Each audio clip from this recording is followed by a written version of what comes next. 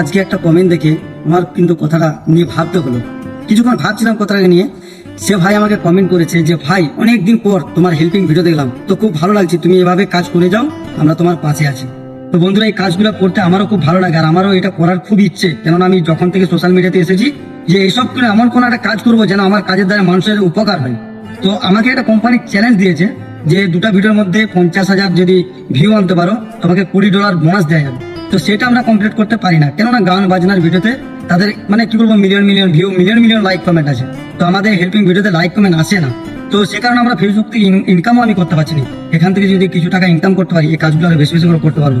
আমার এই একটা ছোট্ট দোকান, এখান থেকে যতটুকু টাকা ইনকাম করি বা এখান থেকে কিছু টাকা মিশিয়ে বা আমার সোশ্যাল মিডিয়া থেকে কিছু টাকা আসে, এখান থেকে মিশিয়ে কাজগুলো করার চেষ্টা করি। তো তোমাদের কাছে আমি রিকোয়েস্ট করবো যে সকলে ভিডিওটাকে এত এত করে শেয়ার করো, যেন আমার ওই চ্যালেঞ্জগুলো পূর্ণ হয়ে যায়, আমি যেন ওই কাজটা রানিং করতে পারি।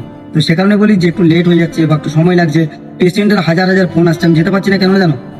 একটা পেশেন্টের কাছকে যেতে গেলে মিনিমাম 2 থেকে 2.5 টাকা খরচা। তো সে পয়সাটা ম্যানেজ করতে পারছি না।